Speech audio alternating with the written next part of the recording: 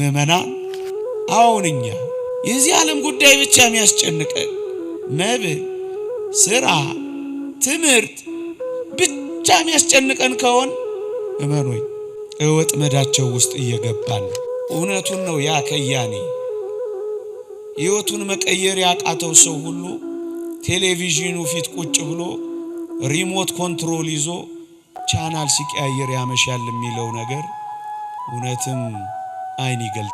አንድ ጌታ፣ አንድ ሃይማኖት፣ አንዲት ጥምቀት ከሚለው የሃይማኖት እውነተኛ ቃል ግራ የተጋባ እውነተኛውን መንገድ ለማወቅ የሚቸገር እንክርዳዱ በጣም ስንዴን የሚመስል በጣም ሃይ ኮፒ ሆነ የዚህ ዓለም ጉዳይ የሚያስጨንቀው ሰው ዓለማዊ መንፈሳዊ የሆነ ነገር የማይገደው ሰው ዓለማዊ የቤተ ክርስቲያን አስተምህሮ የማያሳስበው ሰው ዓለማዊ ስለ ገዳማዊ ሕይወትና ስለ ጭምትነት ብዙም ትኩረት የማይሰጥ ዓለማዊ በቀን ስንት ጊዜ እንደሚበላ የሚጨነቅ ሰው እንጂ ስንት ጊዜ በቁም ነገር የሚጸልይ ሰው ስለሚጸልየው ጸሎት የማያስብ ሰው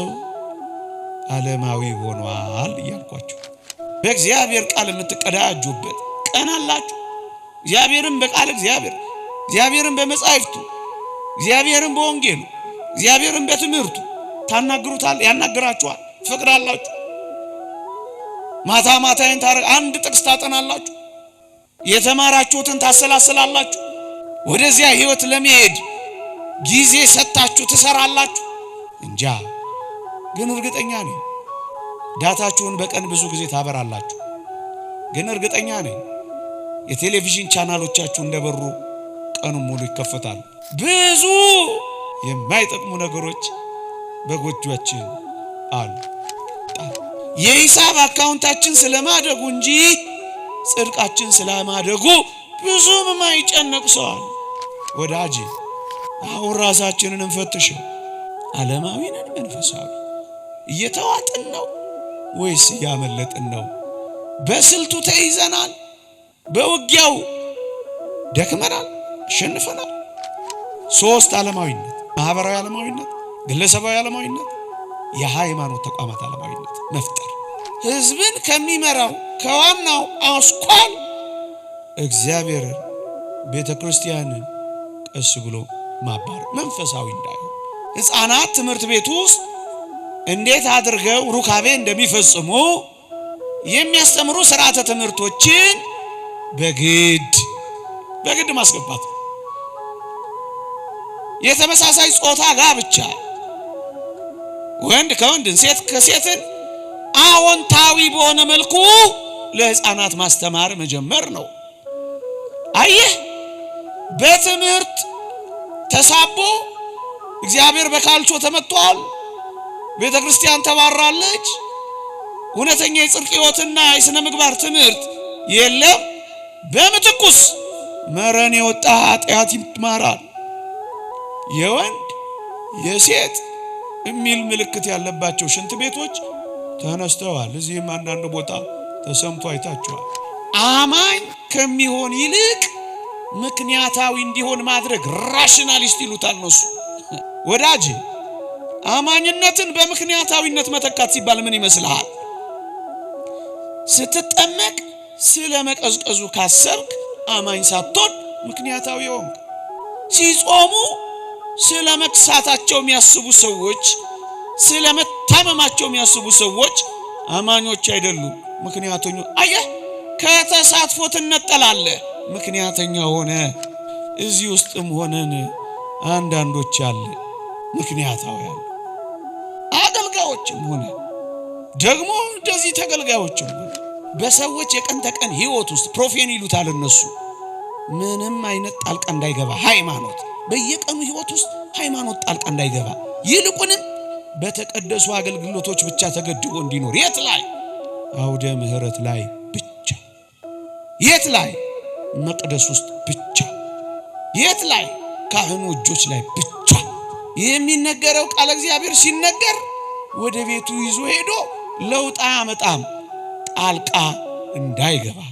በስመ አብ ወወልድ ወመንፈስ ቅዱስ አሃዱ አምላክ አሜን።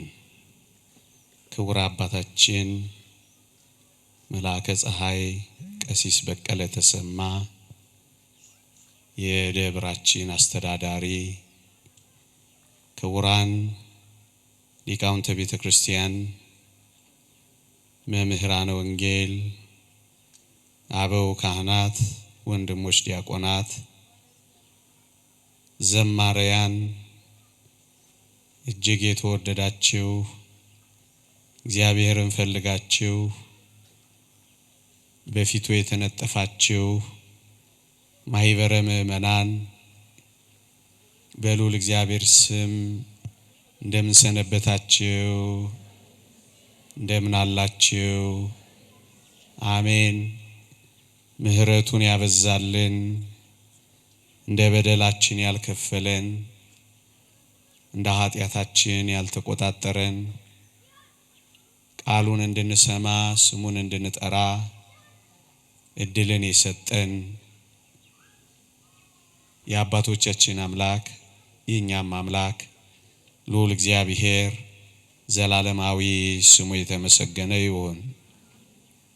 ለቀደምት አበው ለነቢያት፣ ለቅዱሳን ሐዋርያት፣ ለሐዋርያውያን አበው፣ ለሊቃውንት የገለጸውን ጥበብና ምስጢር ለሁላችንም ይግለጽልን።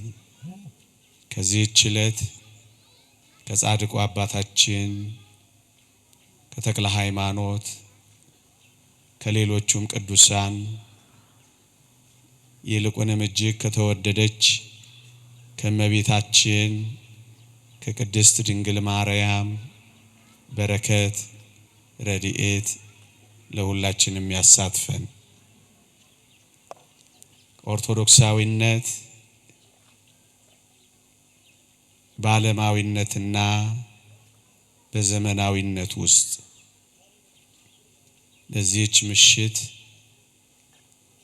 ጥቂት ደቂቃዎች የምንመካከርበት ሐሳብ ርዕስ ነው። ኦርቶዶክሳዊነት በዓለማዊነትና በዘመናዊነት ውስጥ። በዚህ ርዕስ ሰፊ መነሻ የሚሆን ጥቂት ሐሳቦችን እግዚአብሔር እንደረዳኝ ለማቅረብ እሞክራለሁ።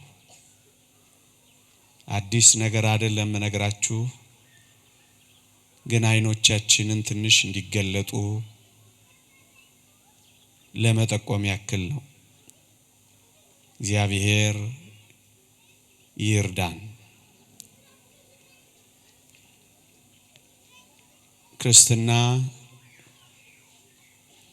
ከመጀመሪያው 100 ክፍለ ዘመን ጀምሮ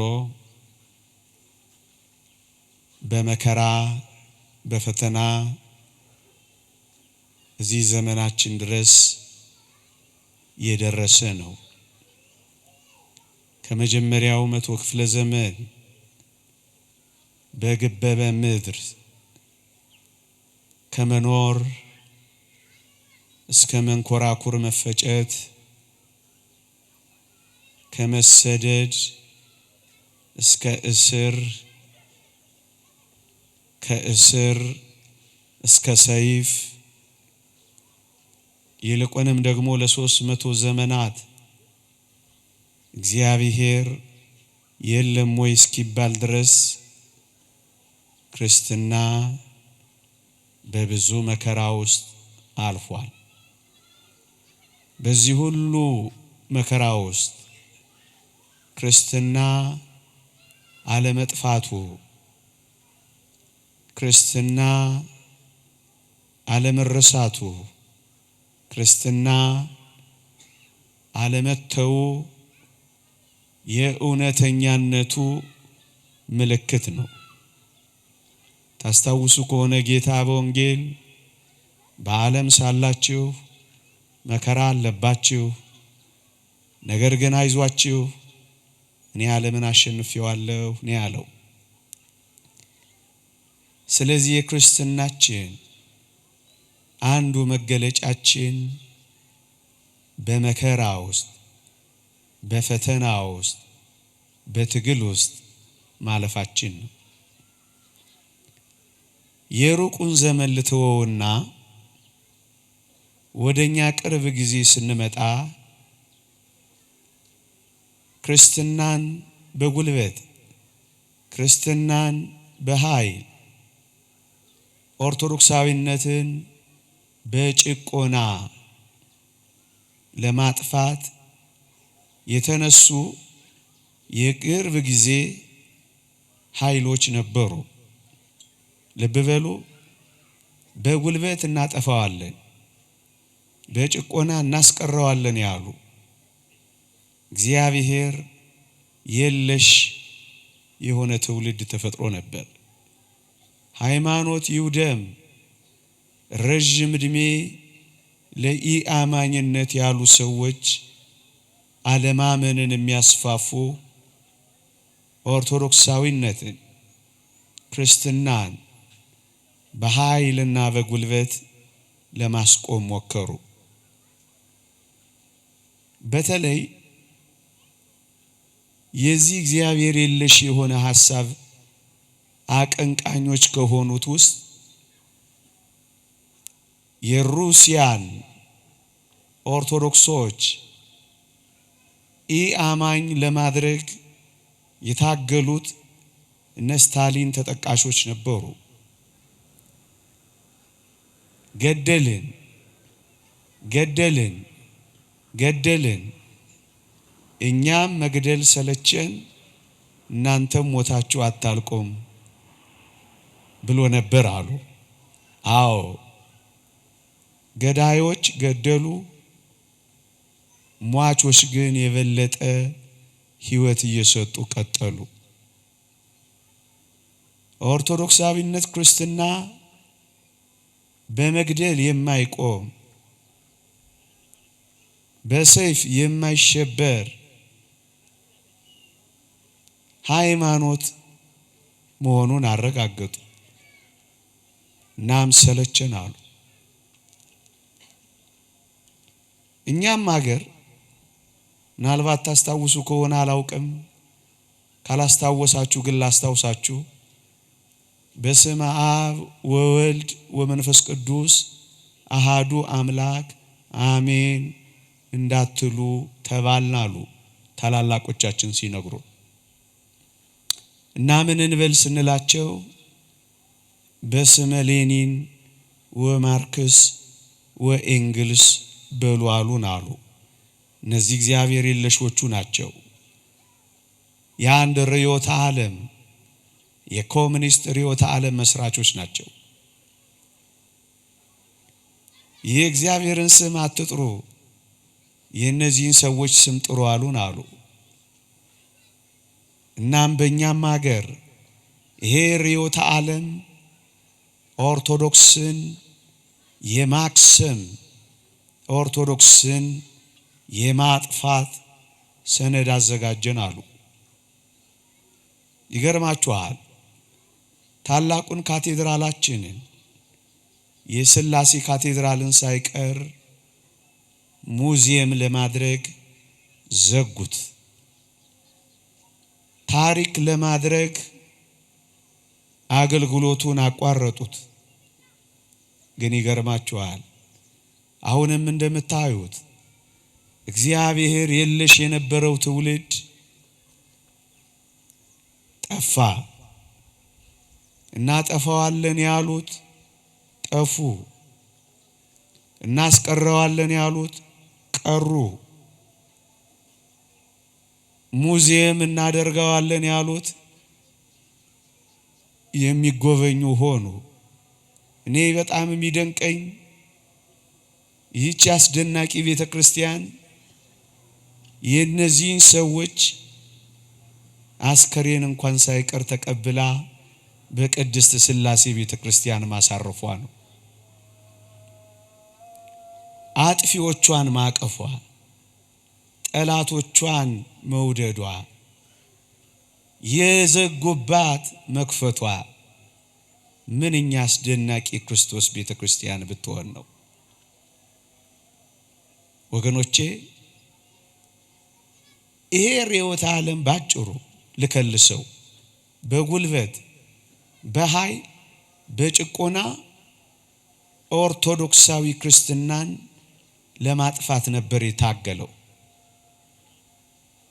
የቅርብ ዘመናትን ነገሌን እንድላችሁ አትጠብቁ። ጽንሰ ሐሳቡን ብቻ ያዙ። ከነገሌ ጋር ጉዳይ ስለሌለው ክርስትና ኒውትራላይዚንግ ኦርቶዶክስን ማሳሳት የሚልም አጀንዳ ነበራቸው። አንዳንዶችም የኦርቶዶክስን አከርካሪ ሰብረናል ብለው ጮኸው ነበር።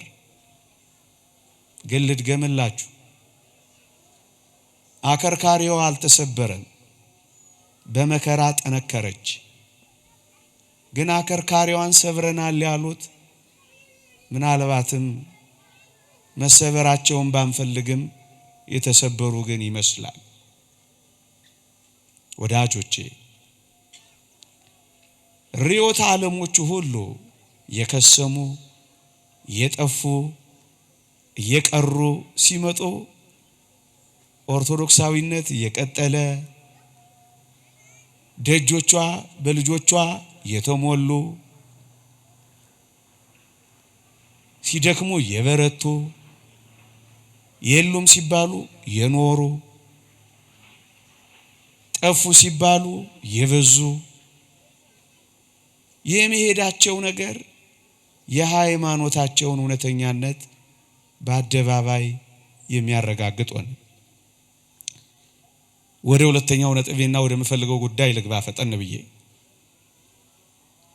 የዚህን አሁን ያልኳችሁን ርዕዮተ ዓለም እግዚአብሔር የለሽ የሆነው እግዚአብሔር በምድራችን ላይ በጉልበት በኃይል በጭቆና እንዲጠፋ እንዲቀር እንዳይወሳ እንዲረሳ የተደረገው ነገር ግብ እንዳላሳካ ማለትም እውነተኛውን ሃይማኖት እንዳላጠፋ የተረዱ ሌሎች ልጥቀሳቸው። ምዕራባውያን ጉልበት እንደማያዋጣ፣ ኃይል እንደማያዋጣ፣ ጭቆና እንደማያዋጣ ከዚህ ሁሉ ግምገማ ከደረሱ በኋላ እውነተኛዋን ሃይማኖት፣ ትክክለኛዋን መንፈሳዊ ሕይወት፣ የረድኤተ እግዚአብሔር መገለጫ፣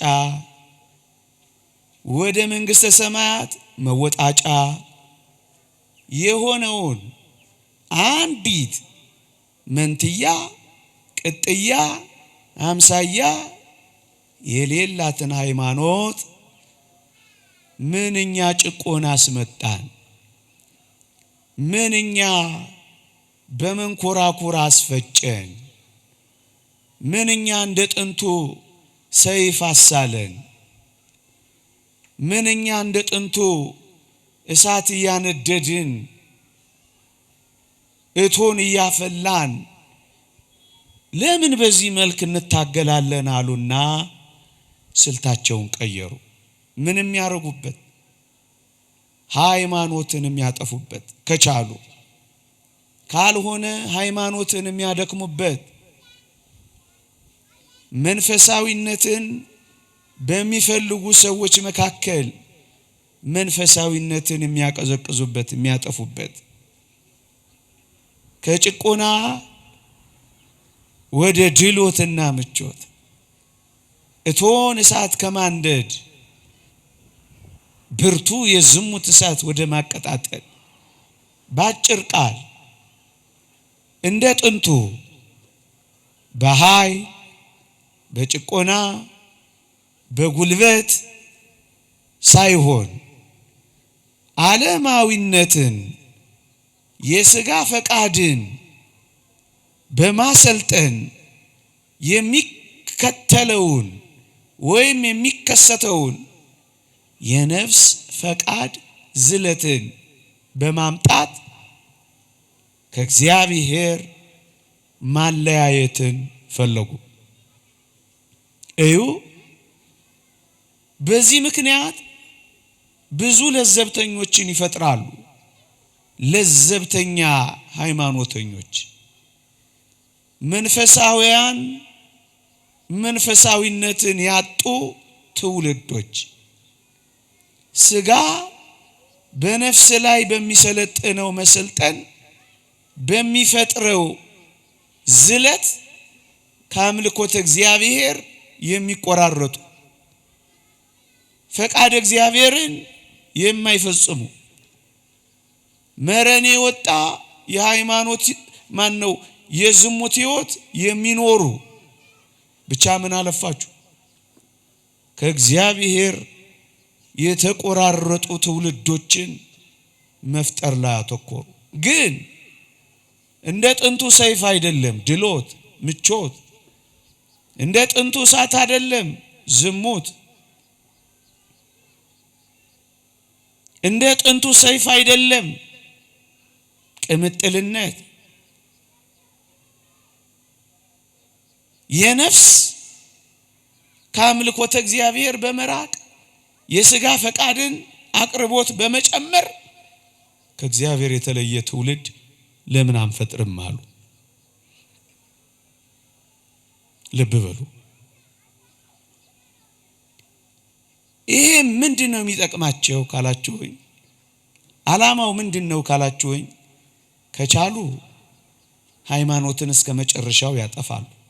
ካልቻሉስ የሃይማኖትን በምድር ላይ የሚያመጣውን ተጽዕኖ ያጠፋሉ፣ ያደክማሉ። ዋናው ጥያቄያቸው እግዚአብሔር እቺን ምድር እግዚአብሔር ፍጥረትን ሊመራ አይገባም ባዮች ናቸው። የዚህ ሐሳብ ሩቁና ማቀባበያው ለአጋንንትና ለሉሲፈር የተመቻቸ ዓለም መፍጠር።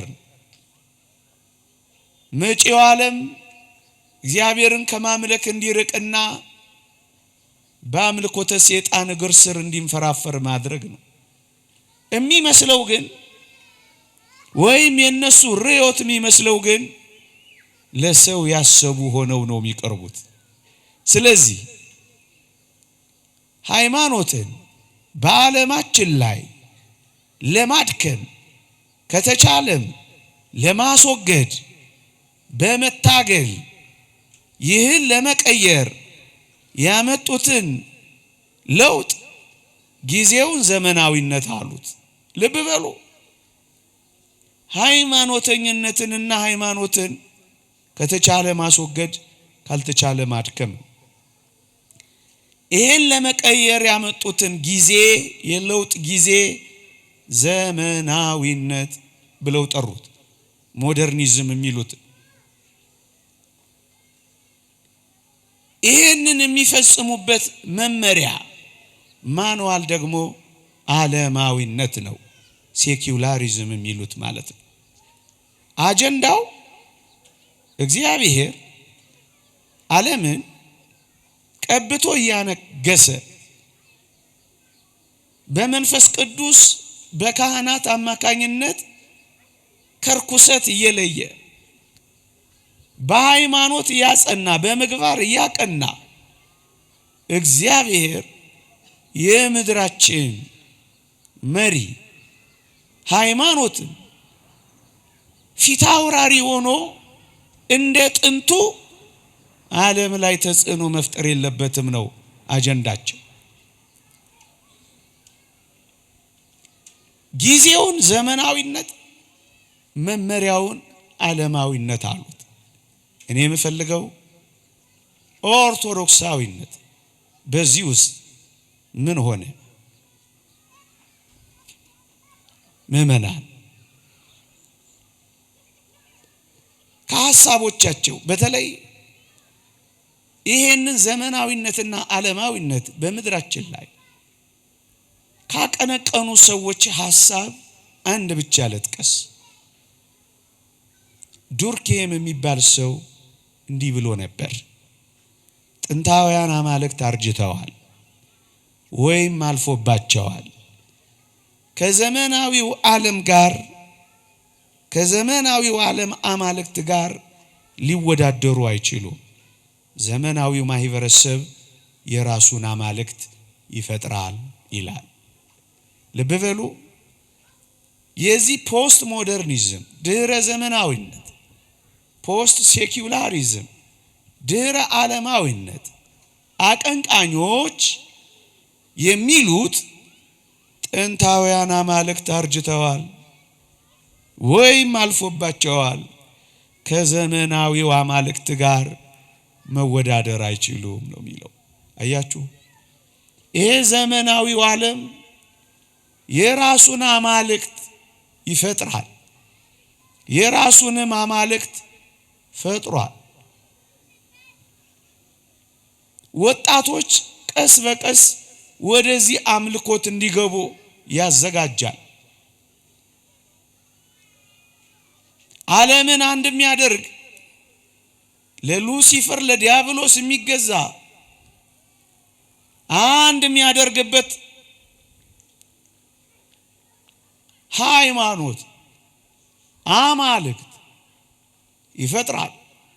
ለዚህ ነው በቅርቡ የተባበሩት መንግስታት ሳይቀር ዮጋ የሚባል ልምምድ ሃይማኖት ነው ብሎ ያጸደቀው። ወጣቶች ምናልባት ላዩን ስታዩት ስፖርትና መነቃቃት ወይም የሌላ ነገር መፍትሄ ይመስላል እንጂ በጥልቀት ያዩት ደግሞም የኖሩበት እንደነገሩን ከመናፍስት ከአጋንንት ጋር ተገናኝተውበት አይተዋል። ምናልባት ይህንን መፈተሽ የምትፈልጉ ወጣቶች ለሌሎችም ወጣቶች ለማስተላለፍ ዮጋ ጉሮዎቹ እና አባ ፓይሲዮስ የሚል መጽሐፍ ሰሞኑን 4 ኪሎ ላይ አይቼ አንብቤያለሁ። በግልጽ ከአጋንንት ጋር የሚገናኙ የሚያመልኩ አንዳንዶችም ወጣቶች ኢትዮጵያ ውስጥም ይሰማሉ። ትንንሽ አማልክት እንደሆኑ ራሳቸውን የሚቆጥሩ ፈዋሾች እንደሆኑ ራሳቸውን የሚገነዘቡ አጋንንት የሚያናገራቸው ግን ስልቱ በጣም ረቂቅ ነው። ይሄ የሚያሳየን ምንድነው? ዘመናዊው ማህበረሰብ የራሱን አማልክት ይፈጥራል እንዳሉ ወጣቶች ሳያውቁ ወደ ረቂቅ የአጋንንት አምልኮት በዘመናዊ ስም ግን በማይመስሉ ቀስ ብለው ይሰጥማሉ። ሰምቻለሁ። አንድ ኢንተርቪው ላይ አሰልጣኝ ነኝ አለ። የዚህ መነቃቃት አሰልጣኝ ነኝ አለ። ስልክ ለመግዛት 10,000 ብር ፈለኩ አለ። ኢንተርቪውን ሰምቼ ነው፣ አብሮ ከዚህ ጋር ስለሚሄድልኝ ነው። 10,000 ብር ስልክ ለመግዛት ፈለኩ አለ። ስልጠና ስራ መጣልኝ አለ። እኔ ቁጭ ብዬ በዚህ በዮጋ ስርዓት መመሰጥ ሰው ነኝ አለ። ስልጠናውን ሰጥቼ ስጨርስ የምፈልገውን 10,000 ብር ሳልደራደርና ሳልነጋገር እጄ ላይ ሰጡኝ አለ። ከዚያም ያንሳል እንጨምርልህ አሉኝ አለ። እኔ እንዲጨምሩልኝ ፈለኩና ልክ ጨምሩልኝ ልላቸው ስል በጆሮዬ አንድ ድምጽ ሰማሁ አለ። ይበቃል፣ 10,000 ብር አይደል የፈለከው፣ ይዘው ጣልኝ አለ። ደነገጥኩ አለ። ወዳጄ ደነገጥኩ አለ። ማን ሊለው ይችላል? ማን ሊያዘጋጅለት ይችላል? አያችሁ፣ ዘመናዊው ማህበረሰብ የራሱን አማልክት ይፈጥራል። ከዚያስ ከእግዚአብሔር ይቆራረጣል።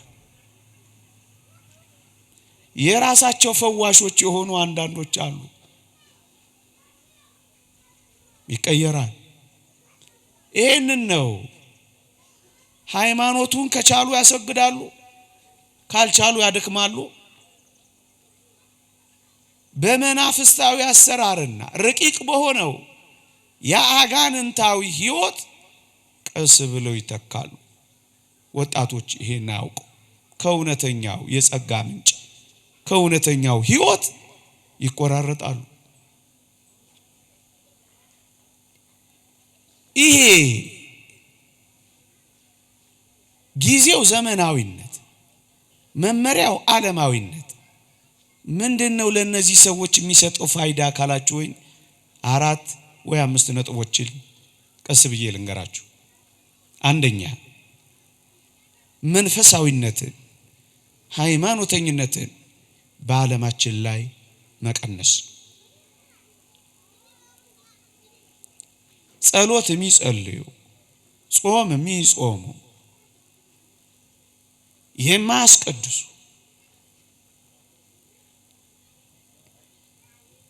ከሃይማኖት የተለያዩ፣ ዝም ብለው የሚኖሩ፣ ዝም ብለው የሚገቡ፣ ዝም ብለው የሚወጡ፣ ስለ ሃይማኖት ጭራሽ የማያስቡ ትውልዶችን መፍጠር። ሃይማኖተኝነት፣ መንፈሳዊነት በምድራችን ላይ እንዲቀንስ በዘመናዊነትና በዓለማዊነት። ሁለተኛ የሃይማኖት መሪዎችን ሚና ይቀንሱበታል።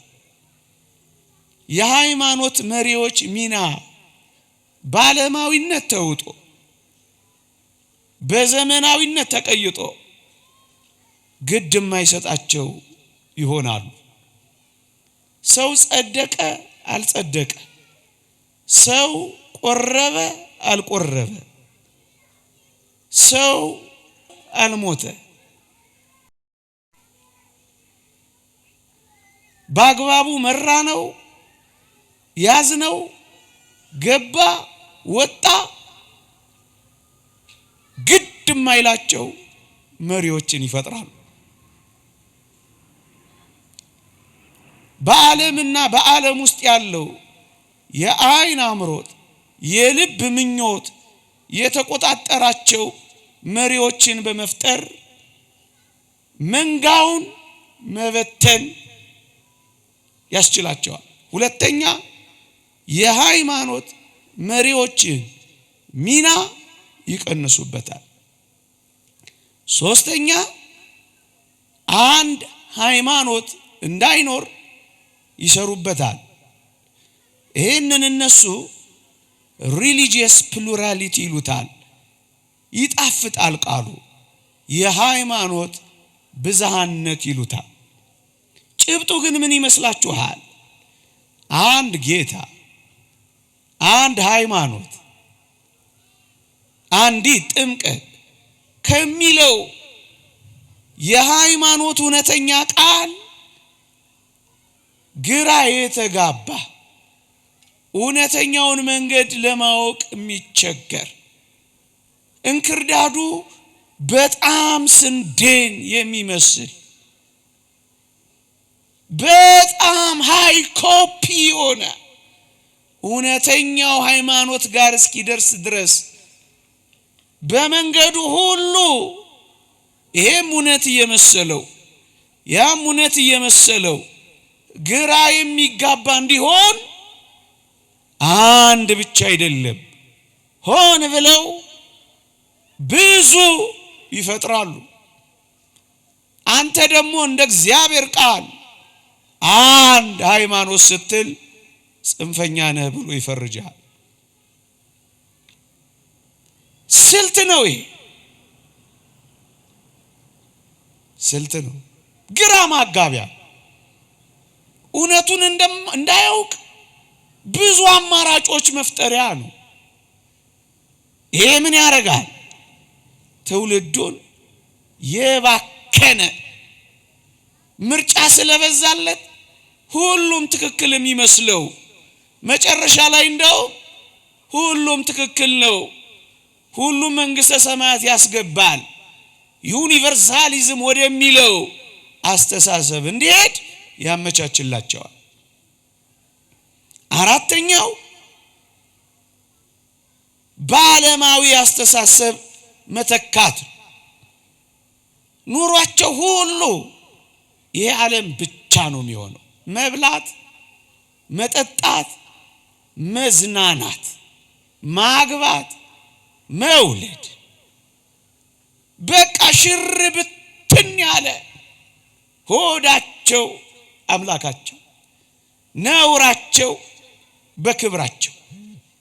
ይህ ዓለም መጨረሻቸው አበቃ። ከእግዚአብሔር ይልቅ ተድላ ደስታን የሚወድ ሰው ማፍራት፣ በዚህ ምክንያት ከእግዚአብሔር የተቆራረጠ ትውልድ መስራት፣ ይህንን ይጠቅማቸዋል። አሁን ወደ ብይን ልምጣ። ልብ በሉ። በጉልበት እንዳልሆነ ስላወቁ የሥጋ ፈቃድን በማሰልጠን ነፍስ ላይ በሚያደርገው ጫና የሚከሰተው ዝለት በመጠቀም ከአምልኮተ እግዚአብሔር የተቆራረጠ ትውልድ ማምጣት። ይሄ ምን ይፈጥርላቸዋል? መንፈሳዊነት ይሳሳል፣ ሃይማኖተኝነት ይቀዘቅዛል። ሃይማኖተኛ ቢሆን እንኳን ለዘብተኛ ይሆናል። ገንዘቡ አይቅርበት እንጂ ማንም ይሁን ማን ይግባ ይውጣ ምንም አይመስለው።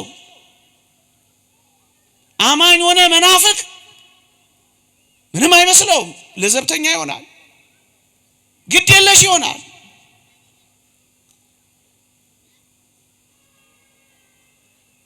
ቅድም የዘረዘርኩላችሁ ጥቅም ፋይዳ ያገኙበታል።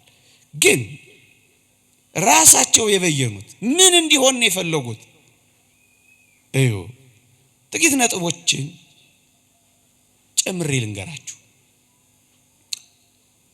ዓለማዊነት፣ ይሄ አሁን ያልኳችሁ የውጊያ ስልት፣ መንፈሳዊነት የሚያሳሳው፣ ሃይማኖተኝነት ከቻለ የሚያስወግደው፣ ካልቻለ የሚያደክመውን፣ ደግሞ ካልተሳካለት ለዘብተኛ የሚያረገው ዓለማዊነትን ምን ብለው እንደበየኑት ዲፋይን እንዳደረጉት ልንገራችሁ። እንዲህ ብለው ነው። ማን ነው ዓለማዊ ብላችሁ ስትጠይቁ እነሱ እንዲህ ይላሉ። የዚህ ዓለም ጉዳይ የሚያስጨንቀው ሰው ዓለማዊ፣ መንፈሳዊ የሆነ ነገር የማይገደው ሰው ዓለማዊ፣ የቤተ ክርስቲያን አስተምህሮ የማያሳስበው ሰው ዓለማዊ፣ ስለ ገዳማዊ ሕይወትና ስለ ጭምትነት ብዙም ትኩረት የማይሰጥ ዓለማዊ። የራሳቸው ትርጉም ነው።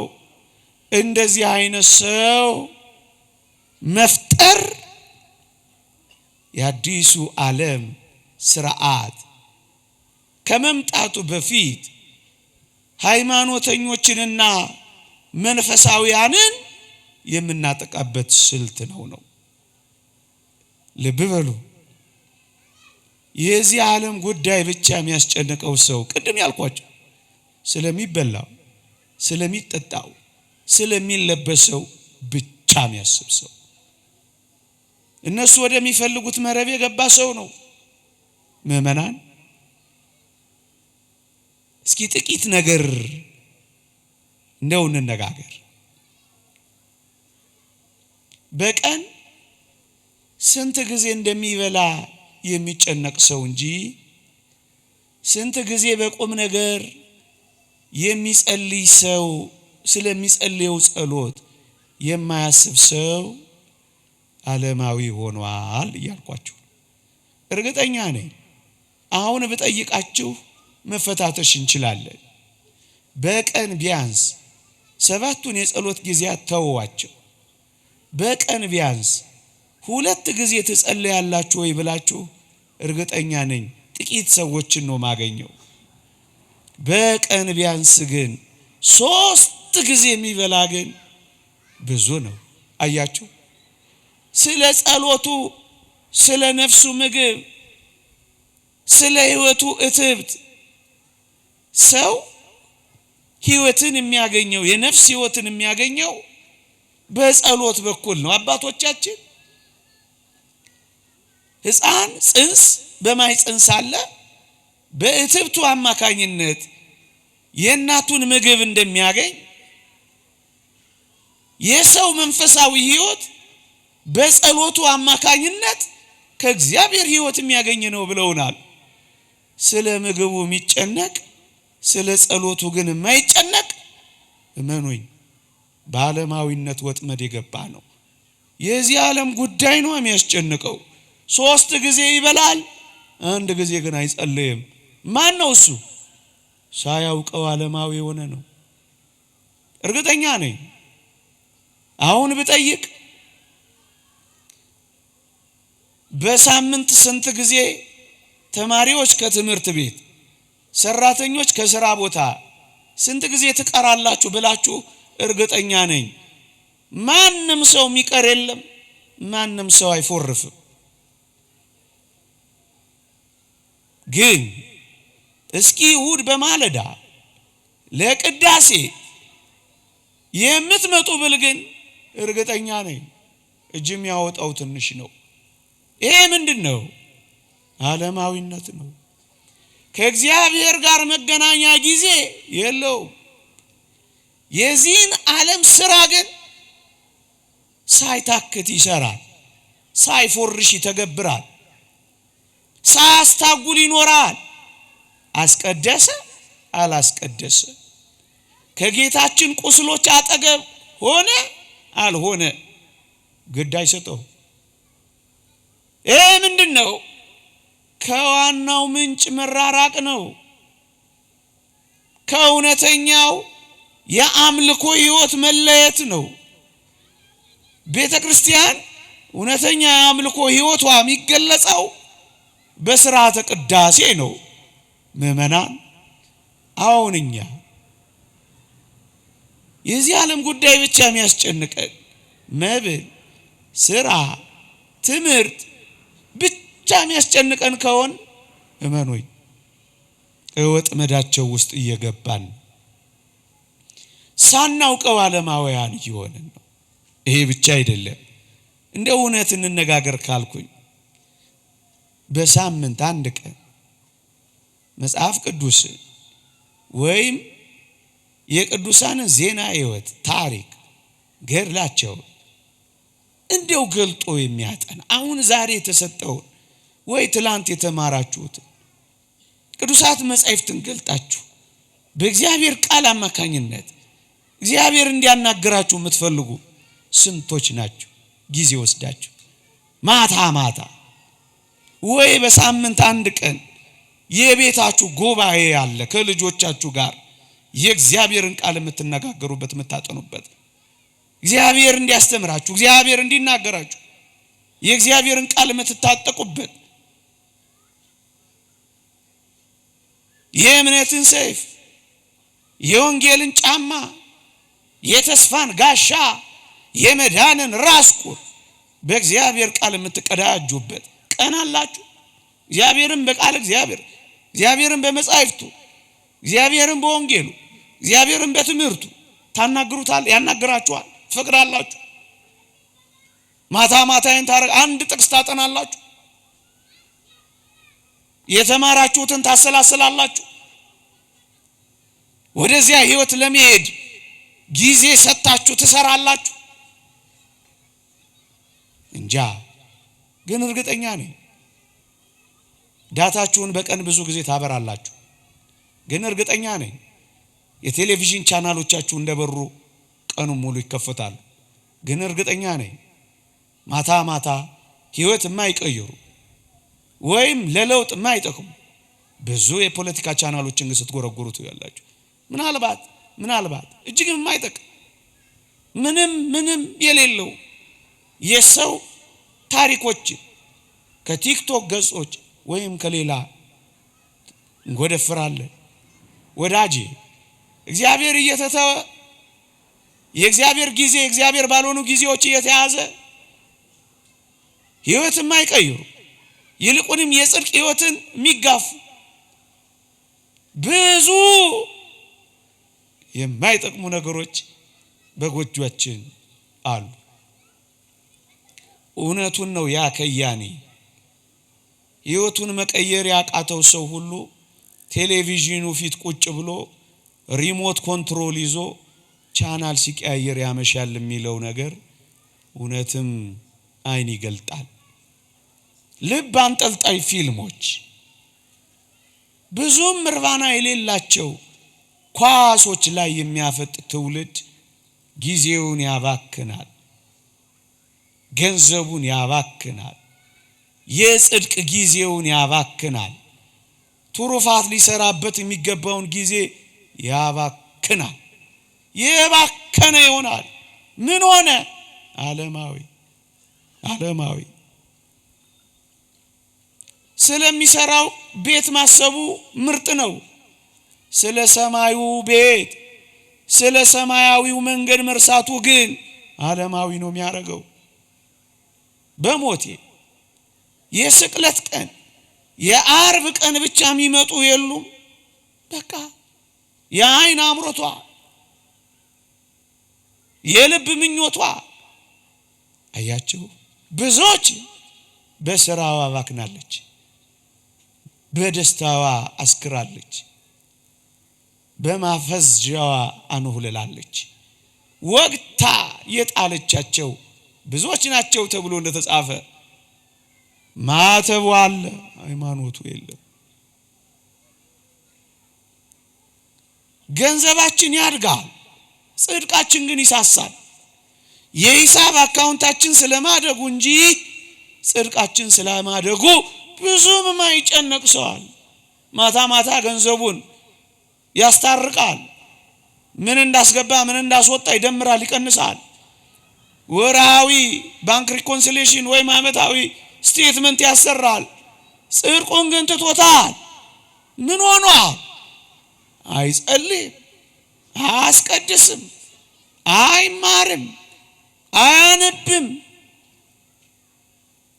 በዚህ ትሩፋት አይሰራም። በዚህ ስለ ቤተ ክርስቲያን አስተምሮ ብዙም ግድ የለው። ምን ሆኗል? የዚህ ዓለም ጉዳይ ብቻ የሚያስጨንቀው። ምን ሆኗል? መንፈሳዊ አስተምሮ የማያገባው የማይመለከተው። ምን ሆኗል? ስለ ቤተ ክርስቲያን አስተምሮ ቆብ የማይሰጠው። ምን ሆኗል? ዓለማዊ። ወዳጄ አሁን ራሳችንን እንፈትሸው። ዓለማዊ ነን? መንፈሳዊ እየተዋጥን ነው ወይስ እያመለጥን ነው? በስልቱ ተይዘናል፣ በውጊያው ደክመናል፣ አሸንፈናል። ይሄ ወጥመድ የአዲሱ ውጊያ ስልት ወደ መጪው ዘመን የሚያሸጋግር መንገዳቸው ነው። ጊዜው ዘመናዊነት፣ መመሪያው መፈጸሚያው ዓለማዊነት። 3 የዓለማዊነት አይነቶች አሉ ይላሉ የዚህ ሐሳብ አቀንቃኞች። በጣም ስለሚጠቅመን ቀስ ብዬ ልንገራችሁ። አንድ ፕሮፌሰር ነው እነዚህ ነጥቦች ያስቀመጠው። ዋና ዓላማ እግዚአብሔር እንደ ቀድሞ ልከልሰው ብዬ ነው፣ መሪ መሆን የለበትም። ቤተ ክርስቲያን እንደ ቀድሞ ተጽዕኖ አሳዳሪ መሆን የለባትም። ማን ነው እግዚአብሔር? Who is God after all? ለመሆኑ እግዚአብሔር ማን? አናውቀው። ቤተ ክርስቲያንስ ማን ፈቅዶላት ነው የምትመራው? ማን ፈቅዶላት ነው በሰው ሕይወት ውስጥ ተጽዕኖ የምታሳድረው? ማናት እሷ? ስለዚህ የዓለማዊነት ዘመቻ ምን አደረገ ካላችሁ ወይ ፈጠን ብዬ ጥቂት ነገሮችን ላንሳላችሁ። አንደኛ ማህበራዊ ዓለማዊነት ይሉታል እነሱ። ማህበራዊ ዓለማዊነት ይሉታል እነሱ። ሶሻል ሴኩላሪዝም የሚሉት ነው። ሁለተኛው ግለሰባዊ ዓለማዊነት ይሉታል። ሶስተኛው የሃይማኖት ተቋማት ዓለማዊነት ይሉታል። እነሱን አስረድቼ መፍትሄውን ጠቁሜ አበቃለሁ። ምስጢር፣ ትርጓሜ፣ ወንጌል ተምራችኋል፣ ታውቃላችሁ። እሱን እኔ ማብራራበት አቅም የለኝም። ሊቃውንት እዚህ ሞልተዋችኋል፣ እነ የኔታ አሉላችሁ። እኔ ግን ቢያንስ እችን ጠቁሜ ብሄድ መጨረሻ ላይ ምን ታስተምራለህ ብትሉኝ እችን ትምህርት ባስተምር ነው እኔ የምመርጠው።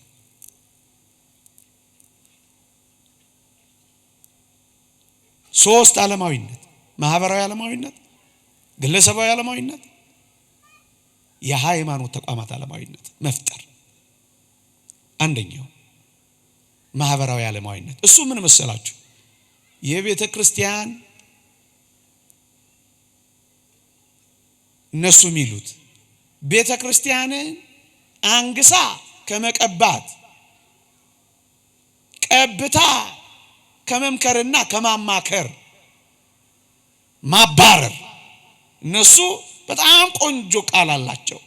ሴፓሬሽን ኦፍ ስቴት ኤንድ ሪሊጅን ብለውታል።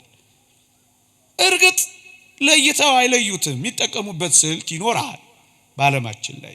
ግን ልብ በሉ እግዚአብሔር ቀንብቶ እኛ እንመርጣለን እንጂ እግዚአብሔር ምን አገባው? እግዚአብሔር ከፈጠረው ፍጥረት ላይ ማባረር። God is created in the image of man። እግዚአብሔር ሰውን የፈጠረው ሰው ነው እግዚአብሔርን የፈጠረው ባዮች ናቸው። የእግዚአብሔርን ጣልቃ ገብነት አንፈልግም ባዮች ናቸው። ቃል በቃል ነው ያነበብኩላችሁ ከነሱ ሪዮት ዓለም። ለማጋነን ምንም ጥረት አላረኩም፣ አሳንሼው እንደውም ሳስቼ ትቼው። ግን ልብ በሉ ይሄ ምን ማለት ነው? ህዝብን ከሚመራው ከዋናው አስኳል እግዚአብሔርን ቤተክርስቲያንን ቀስ ብሎ ማባረር፣ መንፈሳዊ እንዳይሆን ሃይማኖተኛ እንዳይሆን ማባረር። ሁለተኛው ቤተክርስቲያንን እግዚአብሔርን መንፈሳዊ ነገርን ከአጠቃላይ የሰው ልጆች ብዙ ሰዓት ከሚያሳልፉበት ዕውቀታዊ ጉዳይ ከሆነው ከትምህርት ስርዓት ማባረር ነው። ስነ ምግባርን ከሚያስተምሩ እግዚአብሔርን መፍራት፣ ሰውን ማፈርን፣ አገር መውደድን፣ ጨዋ መሆንን ምን አገባው እዚህ ውስጥ እግዚአብሔር ብለው ከትምህርት መስክ ደግሞ ያባረራሉ። እግዚአብሔር የማይነገርበት በተቃራኒው ዓለማዊ መረን የወጡ ሐሳቦች እግዚአብሔር የለም የሚል ርዕዮትን በትምህርት መስክ ውስጥ መደንቀር። ለምሳሌ አንዱ ሰው በዝግመተ ለውጥ የመጣ ነው እንጂ እግዚአብሔር የፈጠረው አይደለም፣ ይሄን አምኖ የሚቀበል ትውልድ መፍጠር ነው። በትምህርት የሚፈለገው ይሄን ነው። ለምሳሌ ሕፃናት ትምህርት ቤት ውስጥ እንዴት አድርገው ሩካቤ እንደሚፈጽሙ የሚያስተምሩ ስርዓተ ትምህርቶችን በግድ ማስገባት። የተመሳሳይ ጾታ ጋብቻ፣ ወንድ ከወንድን ሴት ከሴትን አዎንታዊ በሆነ መልኩ ለሕፃናት ማስተማር መጀመር ነው። አየህ፣ በትምህርት ተሳቦ እግዚአብሔር በካልቾ ተመቷል፣ ቤተክርስቲያን ተባራለች፣ እውነተኛ የጽድቅ ሕይወትና የሥነ ምግባር ትምህርት የለም። በምትኩስ መረን የወጣ ኃጢአት ይማራል። ይሄ ምናልባት እኛ ጋር አልደረሰ ይሆናል፣ ሌሎቹ ጋር ግን ተቸግረዋል። የወንድ የሴት የሚል ምልክት ያለባቸው ሽንት ቤቶች ተነስተዋል። እዚህም አንዳንድ ቦታ ተሰምቶ አይታችኋል። አበቃ። ትምህርት ውጊያው መሆን ያለበት በህዝብ ትምህርት ቤቶች ነው ይልላል አንድ የዚህ አቀንቃይ። መማሪያ ክፍል መሆንም ያለበት መጋጫ መድረክ ነው ይልላል አንድ ሰው። እርሱም ከክፋትና ከመከራዎቹ ጋር ያን ጠንቀኛ ክርስትና ከአዲሱ የሰብአዊነት እምነት ጋር ከኛ ሃይማኖት ጋር ማለታቸው ነው ማጋጨት ነው የሚሉት። የት ትምህርት ቤት ሕፃናት ጋር መጪው ትውልድ ውስጥ አንተ እንደዚህ የሚያደርግ ጥብቅ ትምህርት ቤት የለም። እነሱ ግን ይሄን እየሰሩ ይኖራሉ። ምን ሊያረጓቸው? ወደሚፈልጉት ህይወት በትምህርት በኩል ያቀባበሏቸው። ይሄ ማህበራዊ ዓለማዊነት እግዚአብሔርን ከትምህርት ውስጥ ማባረር፣ ቤተክርስቲያንን ከኢኮኖሚ ውስጥ ማባረር፣ ይሄ በዓለም አቀፍ ደረጃ ማናት እሷ? ምን አገባት እሷ? ከሳይንስ ውስጥ ከሚዲያ ውስጥ እግዚአብሔር ምን አገባው? ምን ቤት ነው እግዚአብሔር? ማባረር። ይሄ ምንድነው?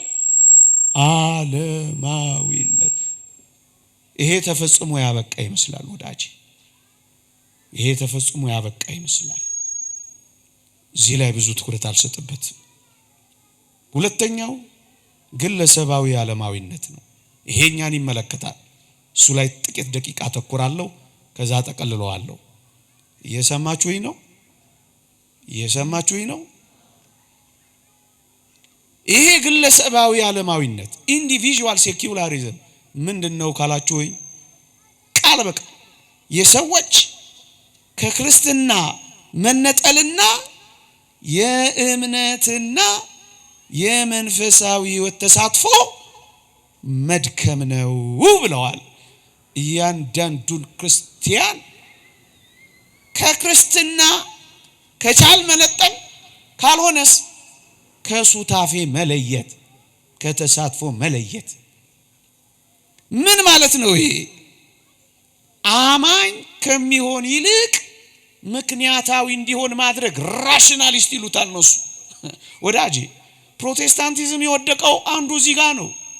ምክንያታውያን እንሆናሉና እስኪ እናንተ ቅዱስ ሥጋውና ክቡር ደሙ የጌታ እራት የምትሉት ቁርባን የምትሉት እስኪ ሥጋ ሲሆን አሳዩ፣ እስኪ ደም ሲሆን አሳዩን አሏቸው የ16ኛው መቶ ክፍለ ዘመን ራሽናሊስቶች። ምክንያታውያን በእምነት ሊመልሱ የሚገባውን እነ ሉተር ራሽናሊስቶች ስላጠቋቸው ምክንያታዊ ለመሆን ፈልገው አይ በቃ ምሳሌው ነው ብለው አረፉት። አበቃ ገረደሱት። እውነተኛውን የሃይማኖት አንድ ሀብታተ ቤተክርስቲያን ከሚባሉት ቁርባንን ጣሉት በምክንያታዊነት። ወዳጄ አማኝነትን በምክንያታዊነት መተካት ሲባል ምን ይመስልሃል? ስትጠመቅ ስለ መቀዝቀዙ ካሰብክ አማኝ ሳትሆን ምክንያታዊ ሆንክ። ሲጾሙ ስለ መክሳታቸው የሚያስቡ ሰዎች፣ ስለ መታመማቸው የሚያስቡ ሰዎች አማኞች አይደሉም፣ ምክንያተኛ። አየህ፣ ከተሳትፎ ትነጠላለህ፣ ምክንያተኛ ሆነ። ስትመጸውት ስለ መቀነሱ፣ ስትሰግድ ስለ መድከምህ፣ ሌሊት ስትነሳ እንቅልፍ ስለ ማጣትህ፣ እዚህ ስትቀመጥ ስለ መበረድህ ምክንያታዊ ብቻ ትሆናለህ። ይሄ ምንድነው? ከተሳትፎ የተለየ ክርስትና ከአማኝነት ወደ ምክንያታዊነት ይወርዳል። ለዚህ ነው ብዙ ሰዎች እምነት ምንድነው? ዝክር ምንድነው? ይኸውላችሁ ቀለል ያደርጉታል። እዚህ ውስጥም ሆነን አንዳንዶች አለ ምክንያታዊ ያለው አገልጋዮችም ሆነ ደግሞ እንደዚህ ተገልጋዮችም ሆነ ሃይማኖተኞች አይደለም። ምክንያታዊ። ይሄ ምንድነው? የሰዎች ከክርስትና መነጠልና ከመንፈሳዊ ተሳትፎ መድከም፣ ከቅዱሳት መጻሕፍት መርህ ይልቅ ሳይንስን ማግነን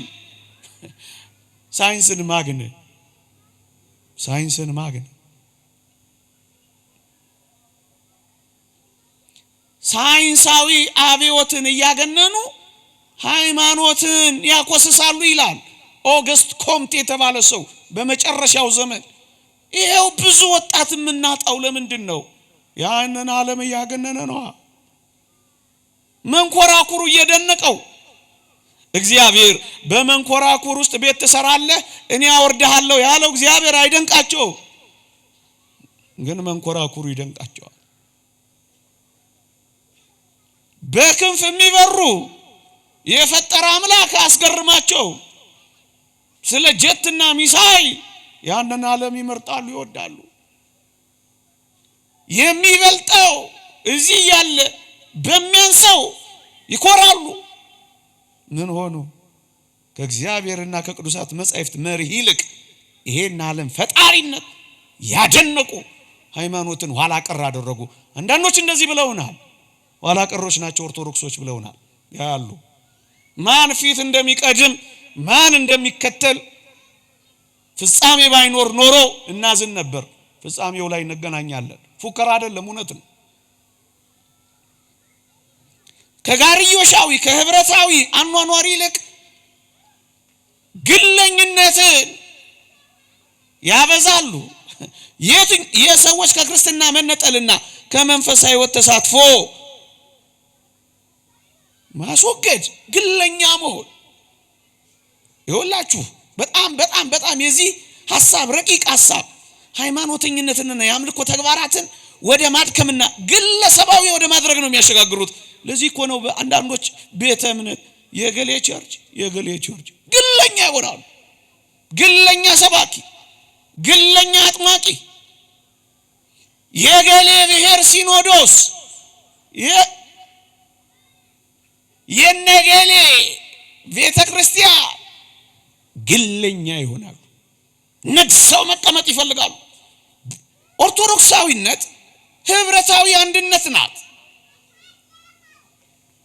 ከጉባኤ ቤተ ክርስቲያን ከመላእክት ባጸደ ነፍስ ካሉ ከቅዱሳን ከሰማዕታት ከብሔረ ሕያዋን ከብሔረ ብፁዓን በገጸ መሬት ካሉ ከግዑዛን ጋር ህብረታዊ አንድነት ናት።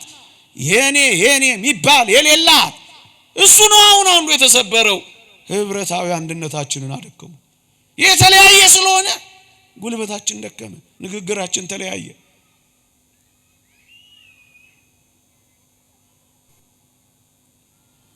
ምን ሆነ? ለሚመጣው ህይወት ከመዘጋጀት ለሚመጣው ህይወት መከራ ከመቀበል ይልቅ ጊዜያዊ ተድላ ደስታን ሃርድ ነው ክርስትና ማለት። መጾምን፣ መጸየፍ፣ መስገድን መመረር።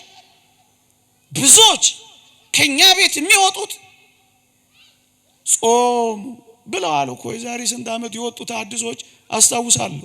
ስማቸውን እንዳልጠራ ብዬ ነው። ብዙ ዓመት የወጡት ዛሬም ጾም ነው፣ ነገም ጾም ነው፣ ሁሌ ጾም ነው። መሯቸው። ተድላ ደስታን እንጂ ክርስቶሳዊ መከራን መቀበል አይፈልጉም። ይሄ ምንድን ነው? አሁን ያልኳችሁ ከክርስትና መነጠል ከመንፈሳዊ ሕይወት ተሳትፎ ማድከም ነው። ይሄ ግለሰብ ሌላ ግለሰብ በሰዎች የቀን ተቀን ሕይወት ውስጥ ፕሮፌን ይሉታል እነሱ። ምንም አይነት ጣልቃ እንዳይገባ ሃይማኖት በየቀኑ ሕይወት ውስጥ ሃይማኖት ጣልቃ እንዳይገባ፣ ይልቁንም በተቀደሱ አገልግሎቶች ብቻ ተገድቦ እንዲኖር። የት ላይ? አውደ ምሕረት ላይ ብቻ። የት ላይ? መቅደስ ውስጥ ብቻ። የት ላይ? ካህኑ እጆች ላይ ብቻ። የሚነገረው ቃል እግዚአብሔር ሲነገር ወደ ቤቱ ይዞ ሄዶ ለውጥ አያመጣም፣ ጣልቃ እንዳይገባ። ይልቅስ በተቀደሱ አገልግሎቶች እዛው ብቻ እንዲቀመጥ፣ እዛው አውደ ምሕረቱ ላይ ጥሎት ይወርዳል ሰባኪው። ተሰባኪውም መድረኩ ላይ ይዘው አውደ ምሕረቱ ላይ ትቶ ሌላ ሰው ይሆናል። ምን ማለት ነው? በቀን ተቀን ህይወቱ ውስጥ ምንም አይነት ጣልቃ እንዳይገባ ይልቁንም በተቀደሱ አገልግሎቶች ብቻ እንዲኖር የት መቅደሱ ውስጥ አውደ ምሕረቱ ላይ ልብሱ ላይ ህይወቱ አይኖርም። በፈረቃ ነው የሚኖረው። ቦታው ቢለያይም ከዓለማዊነት ጋር ብዙ አይለያይም። ይሄ የተሰወረ ሌባ እዚህ ያለው እዛ ያለው ደግሞ የተገለጠ ሌባ ነው። ነውሬሽ ነጠላ ቀሚስ ሸፍኖታል። እዛው ነው። ወደ ውስጥ ወደ ህይወቴ ለውጥ እንዳያመጣ ጣልቃ ገብቶ እንዳይመራይ ይሄ ምንድነው? ግለሰባዊ ዓለማዊነት። ዓለማውያን በሚኖሩትና እኛ መንፈሳውያን በምንለው መካከል ልዩነት እንዳይኖር ማጣፋት። እኛም ተናጋሪዎች ሌሎችም ተናጋሪዎች፣ እኛም ቂሚያጆች ሌሎችም ቂሚያ፣ እኛም አኩራፊዎች ሌሎችም አኩራፊዎች፣ እኛም ተጣዮች ሌሎችም ተጣዮች፣ እኛም ዘረኞች ሌሎችም ዘረኞች፣ እኛም ተንኮለኞች ሌሎችም ተንኮለኞች። ምንድነው እስኪባል ድረስ ግራም ያጋባ። ምን ማለት መሰላችሁ? በዓል እናከብራለን፣ ግን የበዓሉ ዋና አስኳል ቆርበን ግን አንሄድም። ቄጤማ ይዘን ልንሄድ እንችላለን። ዝም ብለን አጨብጭበን ብቻ ዳር ዳሩን ብቻ ከተቀደሱ አገልግሎት ተሳትፎ እንለያለን። ወደ ዋናው ሱታፌ አንገባም። ወደ ህይወት ሱታፌ የእግዚአብሔርን ቃል እኮ እንሰማለን፣ መስማቱን እንሰማለን፣ ግን ወደ ውስጥ ገብቶ ለውጥ አያመጣም። ተናጋሪውም አፍ ላይ ሰሚውም ጆሮ ላይ ትቶት ይሄዳል። ቀስ በቀስ ልለወጥ ብሎ አይታገልም። መለያው የእግዚአብሔር ነው። አኗኗራችን ግን የነጋዴ አይነት ነው። አምጣ አምጣ ነው፣ አምጣ አምጣ ነው፣ አምጣ አምጣ ነው። ምእመናን ሰሞኑን እኮ ሲወቀስ የሰነበተው እዛ ቤተ ምኩራብ ጸሎት ቤት የንግድ ስራ ይሰሩ ይሸቅጡ ነበር የተባለው እዚያ እኮ ጸሎቱ የሚጸልዩት ብቻ እኮ አይደሉም። እዛ ምኩራብ ላይ ያሉት እኮ ብቻ አይደሉም። እኛም ጋር እኮ አንዳንዴ ንግድ አለ። እዩ ጸሎታችን ስለታችን ለነፍስ ጥቅም ለእግዚአብሔር ፍቅር ሳይሆን ለእድሜ ማርዘሚያ ለጠላት መጉጃ ለሀብትና ንብረት መጠበቂያ ያረግነው ከጸለይ ነው። ነጋዴዎች ነው ምን ሆነው? የክርስቲያን ዋና ዓላማው ግቡ ከእግዚአብሔር ጋር ተገናኝቶ መኖር ነው። ሌላው ግረ መንገድ ነው ይጨመርላችኋል የተባለው። ማህተባችን ይታሰራል። የተወደዳችሁ ክርስቲያኖች አኗኗራችን ግን ይለያል። እንዘፍናለን ምንም አይመስልን፣ እንሰክራለን ምንም አይመስልን፣ እንዋሻለን ምንም አይመስልን። ሌላውን ምኑን እናገራለሁ? አያችሁ ወደ ውስጣችን ገብቶ የምንኖረውን አኗኗር ለውጦ ለጽድቅ አብቅቶ የሚፈልገውን ህይወት እንዳያመጣ ይሄውን ያልኳችሁ ግለሰባዊ ዓለማዊነት ተሳታፊዎች እንዳንሆን ያደርገናል። አሁን ብዙዎቻችን ከተሳትፎ ርቀናል። ንስሐ አባት አለን፣ ንስሐ መግባት ግን የለም። አያችሁ እናምንበታለን ግን አንኖርበትም። እንፈልገዋለን ግንስ አንሳተፈው። ይሄ ምንድነው? ግለሰባዊ ዓለማዊነት። ባጭሩ የሃይማኖቱ ምልክቶች አሉ፣ መልእክቱ ግን የለም። ነጠላዬ ሳጣፋ መስቀል ያርጌ ነው። አንገቴ ላይ ማተብ ሳደርግ መስቀል ፍቅር ነው። ምልክቱ አለ። መልእክቱ ሁሉን አፍቃሪነት ግን የለም። መልእክቱ ታራቂነት ግን የለም። የመስቀል መልእክቱ ሁሉን አቃፊነት የለም። በቀኝ እጁ ቀደምት ሕዝብን አይሁድን፣ በግራ እጁ አዲስ መጪዎቹን አሕዛብን እንዳቀፈበት ማቀፍ ግን የለም። አያችሁ ምልክቱ አለ፣ መልእክቱ ግን የለም። ይሄ ምንድነው? የመስቀሉ ቃልና ህይወቴ ነው የሚል ክርስቲያን መጥ ይሄ ምንድነው? ዓለማዊነት ግለሰብ። ሶስተኛው የሃይማኖት ተቋማት ዓለማዊነት ነው። እሱን በአንድ ደቂቃ ብቻ ልግለጽ። የሃይማኖት ተቋማት ዓለማዊነት ነው። ይሄ ምን መሰላችሁ? በዓለማችን ላይ ያሉ የሃይማኖትን ተቋማት ዓለምን እንዲመስል አድርጎ መቀየር ነው።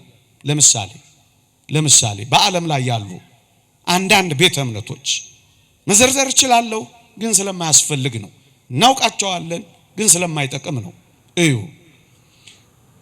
ዓለማዊው አስተሳሰብ ሰብአዊ መብት አክባሪ አይደላችሁም ሲሏቸው ምን ማድረግ ጀመሩ? የግብረ ሰዶማዊ የተመሳሳይ ጾታ ጋብቻ ፈቀዱ። አያችሁ፣ ምን ሆኑ? ዓለማዊ አስተሳሰብ የሚፈልገውን በሃይማኖት ተቋማቶቻቸው ተቀበሉ። ይሄ ምንድነው? የሃይማኖቱን ተቋማት መውረስ ነው። ምሳሌ የሴቶችን እኩልነት አታከብሩም ሲሏቸው አንዳንዶች ተቋማት፣ የሃይማኖት ተቋማት ልበል፣ በትምህርት ጥቅስ ያዙልኝ፣ ለሴቶች ስልጣነ ክህነትን መስጠት ጀመሩ። ምእመናን አያችሁ እንዴት ዓለማዊ እንደሚያደርጓቸው። እኛም ጋር የተሞክሮ ነበር። አዎ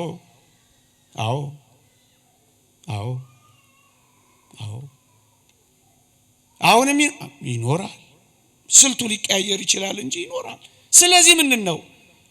እዩ፣ ቤተክርስቲያን ከብዙ ነገር ከተባረረች፣ ክርስቲያኖች የመንፈሳዊ ሕይወት ልዕልና አጥተው ከመንፈሳዊ ሕይወት ተሳትፎ ርቀው አውደ ምሕረት ላይ ብቻ፣ መቅደስ ውስጥ ብቻ፣ አለባበሶቻቸው ላይ ብቻ፣ ይልቁንም በሕይወታቸው ሃይማኖት የሚሰሙት ቃል ለውጥ ካላመጣ ዓለማውያን አድርገናቸዋል ነው የሚለው።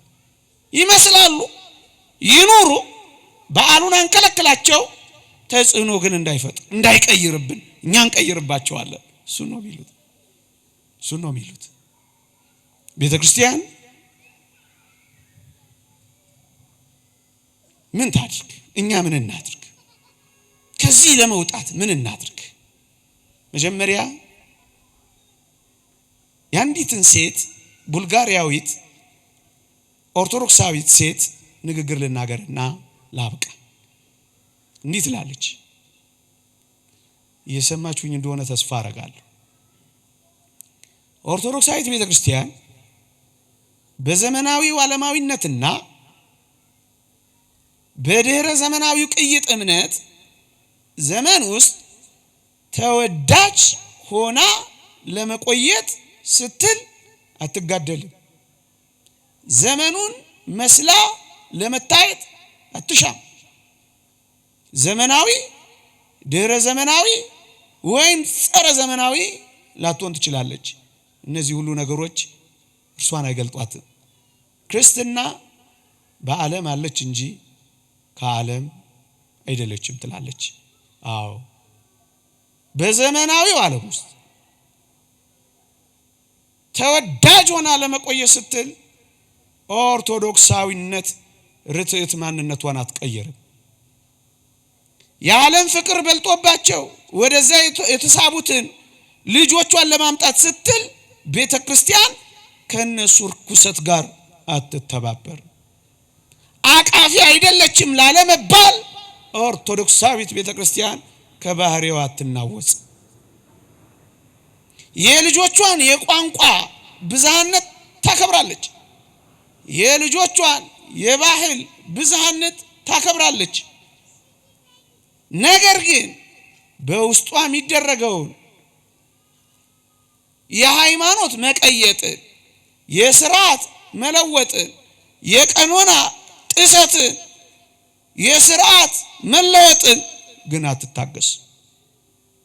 ምክንያቱም ተወዳጅ ሆና ለመቆየት ከዓለም ጋር አትመሳሰል። ክርስትና በዓለም አለች እንጂ ከዓለም አይደለችም። ኦርቶዶክሳዊነት ይቺ ናት። እቺን ኦርቶዶክሳዊነት ዛሬ እንኑራት፣ እንተርጉማት፣ ዳግም እናንቃት፣ እናቅናት። በፊታችን የአዲሱ ዓለም ስርዓት ተግዳሮቶች በፊታችን ቆመዋል። እነዚህን ሁሉ ለማለፍ አንድ ኦርቶዶክሳዊ አንድነትን እናጠናክር። በነገር በአስባቡ ልዩነት እየፈጠርን ራሳችንን በራሳችን እያደከምን ማንም ሳያጠፋን እንዳንጠፋ አንድ። ሁለተኛ ቤተሰባዊ መዋቅርን እናጠናክር። ቤተሰብ ላይ እንስራ። ክርስትና ይቀጥላል። ልጆች የሚረከቧት ቤተክርስቲያን እናዘጋጅ። መቅደሷ የተከፈተ ሙጃ የማይበቅልባት ቤተክርስቲያን እናስርክ። ልጆቻችን ላይ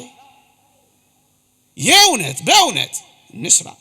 ሶስተኛ ኃጢአት አይሁን እንጂ ምንም ሰርተን ራሳችንን